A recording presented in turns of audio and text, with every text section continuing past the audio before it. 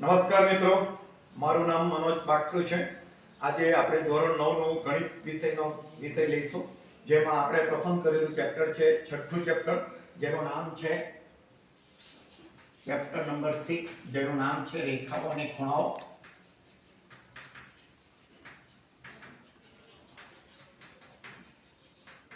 ધોરણ 9 છે, 9 ની વાત કરી રહ્યા છે મિત્રો। આ પ્રકરણ એ પહેલી પરીક્ષામાં 12 માર્કનું, બીજી પરીક્ષામાં 4 માર્કનું અને છેલ્લી પરીક્ષામાં 8 માર્કનું આ ફર્સ્ટ ટેસ્ટ છે। ફર્સ્ટ ટેસ્ટમાં એનો પૂર્ણાંક 12 માર્કના પ્રશ્નો પૂછાય છે। સેકન્ડ ટેસ્ટની અંદર એ 4 માર્કનું પૂછાય છે અને એન્યુઅલ એક્ઝામની અંદર એ 8 માર્કનું ચેપ્ટર પૂછાય છે મિત્રો। અહીં જે આવતી ઘણી બધી વ્યાખ્યાઓ છે આ ચેપ્ટરમાં, જેને સમજવી ખૂબ જરૂરી છે મિત્રો। આ બધી વ્યાખ્યાઓ ધોરણ 6 થી તમે ભણતા જ આવ્યા છો, પરંતુ એ વ્યાખ્યાઓ વિશે તમે સ્પષ્ટ ન હોવાને કારણે એના દાખલા તમને સમજાતા નથી અને ભૂમિતિથી ડર પણ લાગે છે। એ ડરને દૂર કરવા માટે આપણે સૌપ્રથમ પહેલા તો વ્યાખ્યાઓ જોઈશું અને એ વ્યાખ્યાઓમાં પહેલી વ્યાખ્યા છે રેખાખંડ।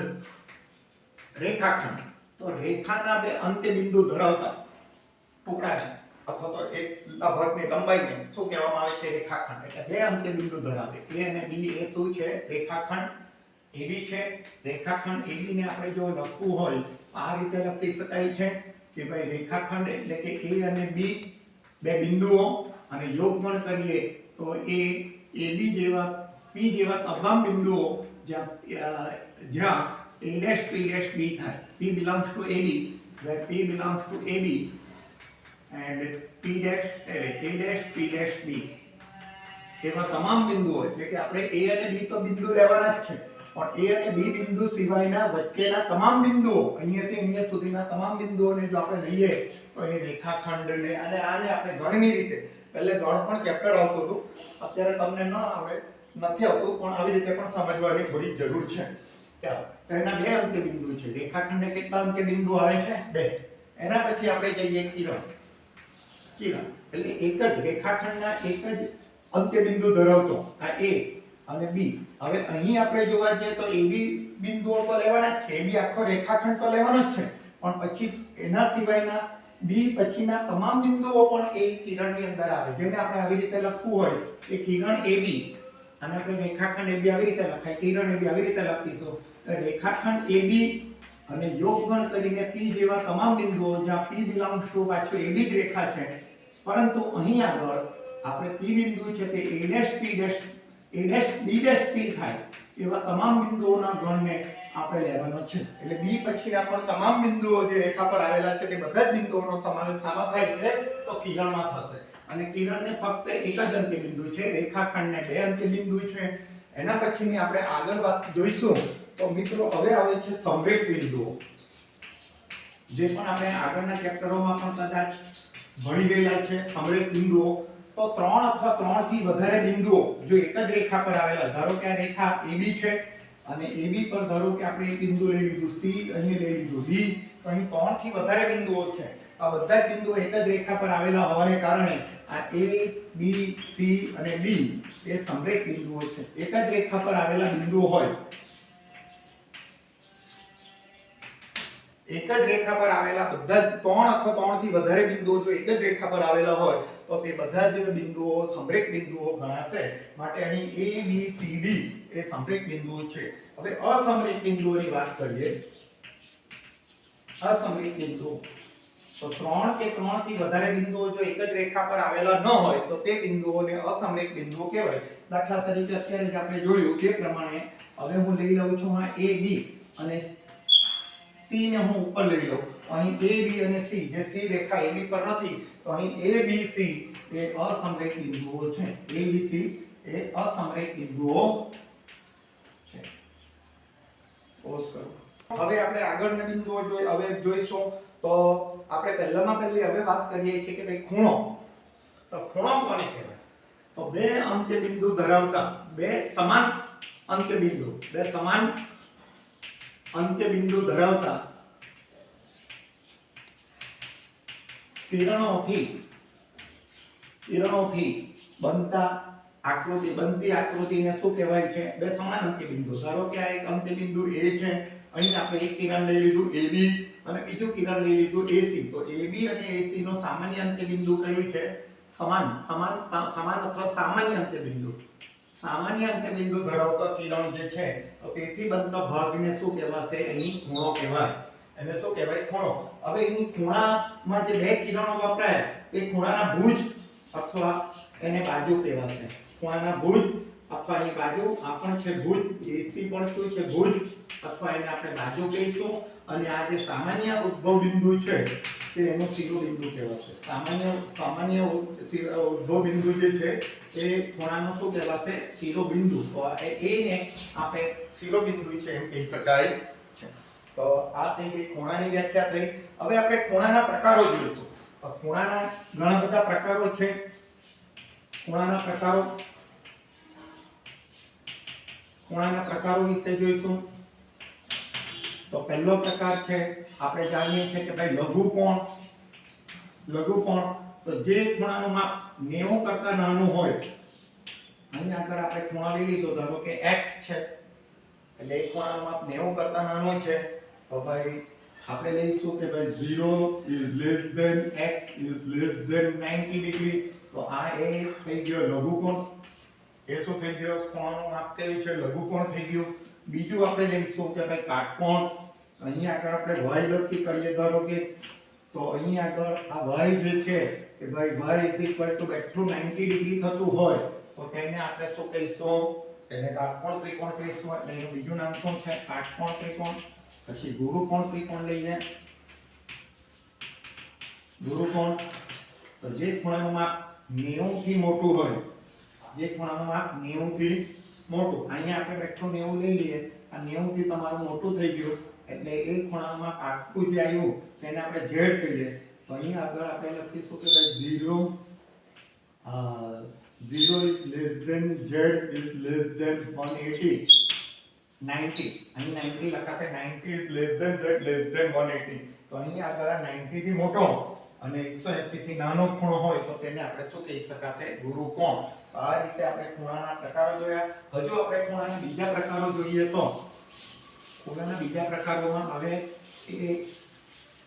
બીજા પ્રકારો જોઈએ તો આ જે એક જ રેખાથી બનેલો ખૂણો જે છે, ધારો કે આ O છે, તો અહીંથી અહીંનો ખૂણો એ બની ગયો 180, જેને આપણે સરળ કોણ કહીશું.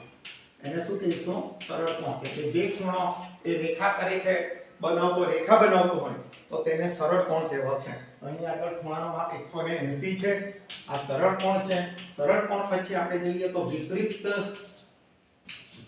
કોણ. વિપરીત કોણનું માપ જો જોવા જઈએ તો ધારો કે અત્યારે આપણે એક ખૂણો લઈ લીધો, લઘુકોણ ખૂણો લીધો આ x. તો x સિવાયનો બહારનો જે ખૂણો બન્યો, અહીંયાથી માંડીને અહીંયા સુધીનો જે ખૂણો બન્યો, તે આ ખૂણાને વિપરીત કોણ કહેવાશે. વિપરીત કોણ. એટલે અહીં આગળ વિપરીત કોણને જોવા જઈએ તો 180 થી એક ખૂણો માપ હોય. આ વિપરીત x છે. આ x નો વિપરીત, આ વિપરીત ખૂણો x less than 360 ડિગ્રી. એનું માપ 180 થી મોટું અને 360 થી નાનું હોય છે તો તેવા ખૂણાને શું કહેવાય છે? વિપરીત કોણ કહેવાય છે. હવે મિત્રો આગળ જોઈએ તો આપણે આસન કોણ વિશે જોઈશું. આસન કોણ. તો આસન કોણની અંદર મિત્રો બે ખૂણાના સરવાળાથી, ધારો કે આપણે એક ખૂણો લીધો આ અને બીજો ખૂણો લઈ લીધો આપણે આ, એનું નામ લઈ લીધું ધારો કે અહીંયા A છે, આ B છે, આ C છે અને અહીંયા D છે. તો આ બે ખૂણાઓ છે. એક ખૂણાનું માપ આપેલા, એક ખૂણો છે ABC અને બીજો ખૂણો છે CBD. આ પહેલો ખૂણો, આ બીજો ખૂણો. હવે આ બે ખૂણાની અંદર તમે જોશો તો આ સામાન્ય બાજુ છે. આ કઈ બાજુ છે? સામાન્ય બાજુ. હવે સામાન્ય બાજુની આ એક બાજુ અને આ બીજી બાજુ, એટલે સામાન્ય બાજુથી એક બાજુ અને બીજી વિરુદ્ધ બાજુ થઈ. તો એ બાજુથી બે ખૂણા બન્યા અને એ બે ખૂણાથી ના સરવાળાથી કોઈ ખૂણો બનતો હોય અથવા તો અવર ખૂણા જે બનતા હોય તેને આસન ખૂણો કહેવામાં આવે છે. તો અહીં બે ખૂણાના આપણે વ્યાખ્યા જો બોલવા જઈશું તો આવી રીતે બનવીશું કે બે ખૂણામાં એક ભુજ સામાન્ય હોય અને સામાન્ય બાજુ હોય તે સિવાયની બીજી બે બાજુ જે છે તે વિરુદ્ધ બાજુ હોય. સામાન્ય બાજુની બે વિરુદ્ધ બાજુથી બંને બાજુ ખૂણા આવતા હોય તો તેવા ખૂણાને આપણે શું કહેવામાં આવે છે? આસન ખૂણો કહેવામાં આવે છે. તો આ બંને ખૂણાઓ એ આસન ખૂણાઓ છે. અને અહીં આગળ આપણે એમ કહી શકીશું કે ખૂણા ABD નું માપ એ આ બે ખૂણાના ABC વત્તા ખૂણા CBD ના માપ કેટલું થાય છે. તો આવી રીતે આસન ખૂણાની આપણે વ્યાખ્યા આપી શકીએ છીએ. હવે એના પછી જઈએ તો આપણે વાત કરીએ રેખિક ખૂણાઓ. રેખિક ખૂણાઓ. તો રેખિક ખૂણામાં આ આસન ખૂણાથી જ બનતા છે, પણ જે વિરુદ્ધ બાજુ બનતા હતા, સામાન્ય બાજુની જે વિરુદ્ધ બાજુ બે ખૂણા બનતા હતા તેની બાજુ આને સામાન્ય બાજુની બે વિરુદ્ધ આ બે જે ખૂણા બને તેને દરેક ભુજ એ એક રેખા એનાથી શું બની જાય? એક રેખા સીધી રેખામાં આવી જાય. એટલે અહીંયા નામ આપી દઈએ તો ABC અને અહીંયા નામ આપીએ તો D. એટલે જે આની અંદર હતું કે આની એક વિરુદ્ધ બાજુ અને એક બીજી બાજુ વિરુદ્ધ બાજુ, સામાન્ય બાજુની વિરુદ્ધ બાજુ બે ખૂણા હોતા હતા, તેની બાજુ અહીં જે છે એ સામાન્ય બાજુની બે જે વિરુદ્ધ બાજુ ખૂણા આવે છે તે એક બનીને તો એક રેખા બનાવતો હોય, ભુજો એક રેખા બનાવતી હોય તો તેવા ખૂણાને રેખિક ખૂણા કહેવામાં આવે છે. અહીં પણ ખૂણા ABD નું માપ આ બે ખૂણાના માપ જેટલું જ થશે, ABC વત્તા ખૂણો CBD થશે. પરંતુ મિત્રો કે રેખિક જોડના માપનો સરવાળો 180 હોય છે. આ તમે જોઈ શકો છો કે આ 180 નો માપ થાય છે. તો આવી રીતે બે ખૂણાના માપનો સરવાળો કેવો હોય છે? 180. રેખિક જોડ બનાવતા ખૂણાઓનું માપ 180 હોય છે. ચાલો મિત્રો, મિત્રો હજુ આપણે બીજી એક બે ખૂણા જોઈ લઈએ. એક છે કોટિકોણ, જે પણ તમે નાના ધોરણ આગળના ધોરણમાં ભણી આવ્યા છો. કોટિકોણ, તો જે બે ખૂણાના માપનો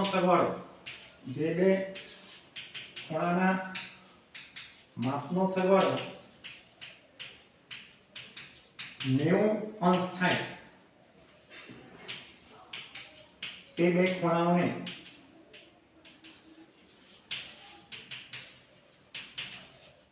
કોટિકોણ કહેવામાં આવે છે. કોટિકોણ કહે છે. હવે પરીક્ષામાં તમને આ રીતે પૂછી શકે કે ભાઈ 30 અંશના ખૂણાનો કોટિકોણ શોધો. કોટિકોણ, આપણે એમાં એવું લખી શકીએ કે 30 અંશના ખૂણાનો કોટિકોણ, ઉદાહરણ જોઈ રહ્યા છે આપણે. તો 30 અંશના ખૂણાનો કોટિકોણ એટલે આપણે કરવું પડશે 90 - 30. 90 - 30 એટલે 60 નો થશે. બરાબર છે? તો આને કહેવાશે કોટિકોણ. હવે આપણે જોઈએ તો પૂરક કોણ. તો જે બે ખૂણાના માપનો સરવાળો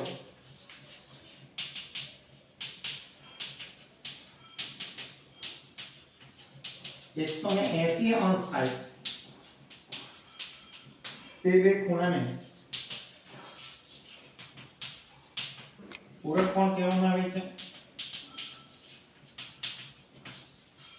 દાખલા તરીકે આપણને પૂછવામાં આવે કે 60 અંશના માપનો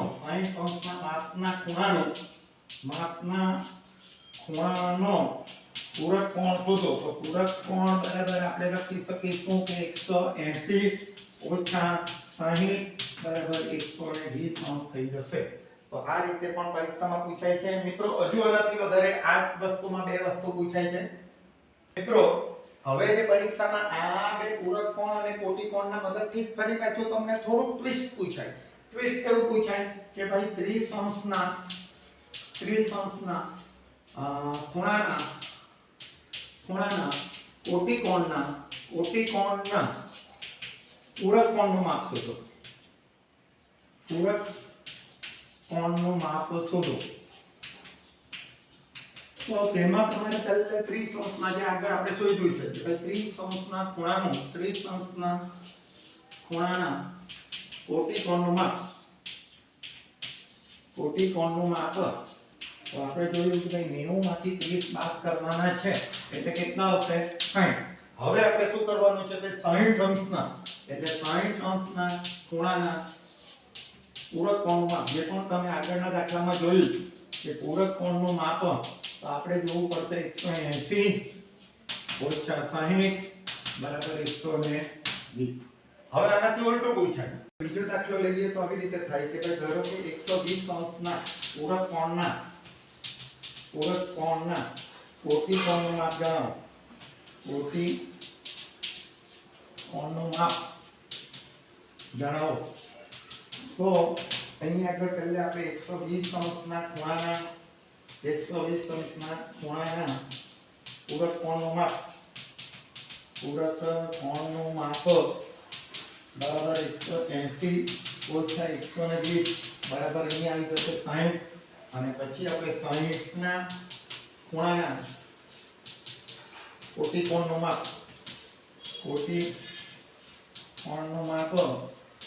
બરાબર 90 ઓછા 60 બરાબર 20 થશે. તો આવી રીતના દાખલા મિત્રો પૂછાયા કરતા હોય છે પરીક્ષામાં, જે તમારે વધારે એમાં ધ્યાન આપવાનું રહેશે. આવા દાખલા પ્રેક્ટિસ બુકમાંથી તમને મળી રહેશે, તો તે તમારે જોતા રહેવું. હવે મિત્રો આપણે આગળ વધીએ તો હવે પાછા બીજા બે ખૂણા જે છે, એક ખૂણો છે આગળ આપણે લઈ ગઈ વાત, હવે છે અભિકોણ. હવે આપણે જોઈશું અભિકોણ. તો મિત્રો અભિકોણની અંદર આપણે બે કિરણો લેવાના, પરસ્પર છેદતા બે કિરણો લેવાના. પરસ્પર છેદતા કિરણોના નામ ધારો કે આપણે આ થઈ ગઈ એવી રેખા અને આ થઈ ગઈ સીધી રેખા, એ પરસ્પર O બિંદુમાં છેદે છે. તો મિત્રો અહીં તમે જોઈ શકો છો કે એક સમસમયના ખૂણા જોઈએ તો આ એક ખૂણો અને આ બીજો ખૂણો, અને તેવી રીતે જોવા જઈએ તો આ ત્રીજો ખૂણો અને આ ચોથો ખૂણો. ટોટલ 4 ખૂણા બને છે. આપણે એમ પણ જઈએ તો 1 2 3 4 4 ખૂણા આપણે જોઈ શકીએ છીએ, પણ આપણે સમસમયનાને પહેલો બીજો કીધો અને તેની સમસમયનાને ત્રીજો ચોથો કીધો.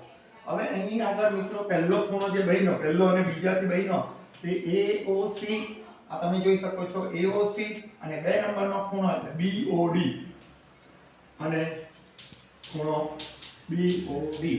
એ ઉપરાંત ફરી પાછું આપણે જોઈએ તો અહીંયા આગળ C અથવા તો BOC, ખૂણો BOC અને ખૂણો લીધો AOD. તો મિત્રો અહીંયા બે ખૂણાઓ બન્યા. આજે બંને ખૂણાઓમાંથી આપણે કોઈ એક ખૂણાને પકડીએ તો આ ખૂણા AOC છે. હવે એ ખૂણાની આપણે એની સામે બનતો બીજો ખૂણો તો BOD, એ બંનેમાં તમે જોવા જાવ તો એક એક બાજુ જે છે તે ધારો કે આ ખૂણાની એક બાજુ છે AO, તે બીજા ખૂણાની બાજુ સાથે બનીને એક સીધી રેખા બનાવી દે. અને તેવી રીતે અહીંયા તમે જોવા જાવ BOC, આ BOC તેની આપણે એક બાજુ જોઈ OC, તો તેની બીજા ખૂણાની બાજુ જોઈશું તો OD, એનાથી પણ એક સીધી રેખા બની જાય છે. તો આવી રેખા બનાવતા ખૂણાઓને એ આપણે શું કહેવાય છે? અભિકોણો. અને એટલે અહીં ખૂણો AOC અને BOD અભિકોણો છે, તેવી રીતે AOD અને BOC પણ અભિકોણો છે, બરાબર છે. BOC અને AOD પણ અભિકોણો છે, અને એ અભિકોણો હંમેશા એકરૂપ થતા હોય છે.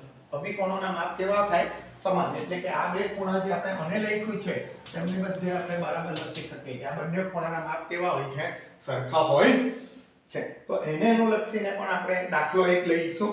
તો એ પહેલે આપણે એક દાખલો લઈએ.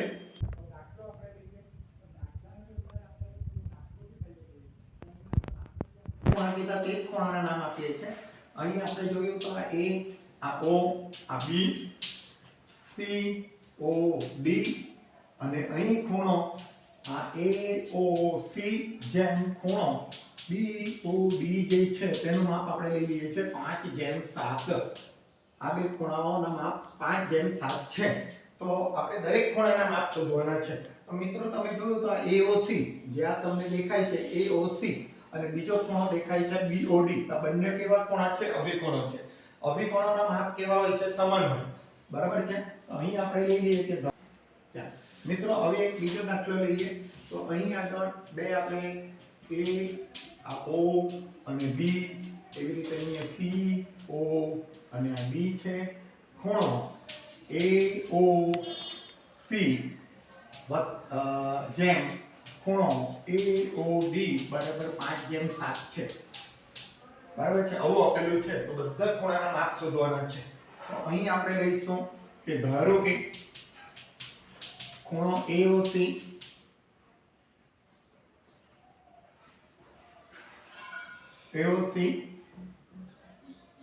બરાબર 5x અને ખૂણો BAOD બરાબર 7x લઈશું. મિત્રો હવે આપણે એ જોઈ લઈશું કે આ બે ખૂણા છે કોણ. અહીં આકૃતિમાં જો આ AOC એટલે આટલો ખૂણો છે અને બીજો છે AOD એટલે આટલો ખૂણો છે. આ સમગ્ર ખૂણાને ભેગો કરીએ તો આપણને રેખિક જોડનો ખૂણો બને છે. એટલે અહીં આપણે લખી શકીશું કે અહીં ખૂણો AOC વત્તા ખૂણો AOD બરાબર 180. તો માટે અહીં આપણે એના બરાબર લખી શકીશું કે 5x વત્તા 7x બરાબર 180. માટે 12x બરાબર 180. માટે x બરાબર 180 ના છેદમાં 12. તો 12 ગુણ્યા 15 કરશો તો 180 આવશે. તો x નું માપ આવ્યું તમારું 15. તો અહીં આગળ 5x ની જગ્યાએ આપણે 5 ગુણ્યા 15 કરીશું તો 15 પંચા 75 અને 7 ગુણ્યા 15 કરીશું તો 15 સતામ 105. એટલે આ બે ખૂણાના માપ થઈ ગયા. હવે આના પરથી તમને બધા જ માપ મળી ગયા. કેમ? તો તમે જાણો છો કે ખૂણો AOC નું માપ, આ ખૂણો AOC જે છે, આ ખૂણો AO અને C છે તેનો વિરુદ્ધ બાજુનો ખૂણો એટલે BOD છે અને એ બંને BOD છે અને એ બંને કેવા છે? તો ભાઈ કોટીકોણો છે. અરે એ બંને કેવા છે? કોટીકોણો છે ને. કેવા છે? BOD અને BOD બંને કેવા છે? તો અભિકોણો છે. તો અભિકોણો બંને સરખા હોય માટે બંનેના માપ કેવા થઈ ગયા? 75. અને તેવી રીતે ખૂણો AOD અને આ AOD અને BOC પણ અભિકોણો છે. BOC પણ અભિકોણો છે. તો બંનેના માપ થઈ ગયા 150. એટલે ચારે ચાર ખૂણાના માપ આપણે શોધી લીધા. મિત્રો હવે તમે જોવા જાવ તો અભિકોણો એ બે પરસ્પર છેદતી રેખાઓ દ્વારા બનતા અભિકોણો એ હંમેશા સમાન હોય છે. એ પણ એક પ્રમેય છે જે આગળના આપણે વિડિયોઝમાં આપણે જોઈશું. નમસ્કાર.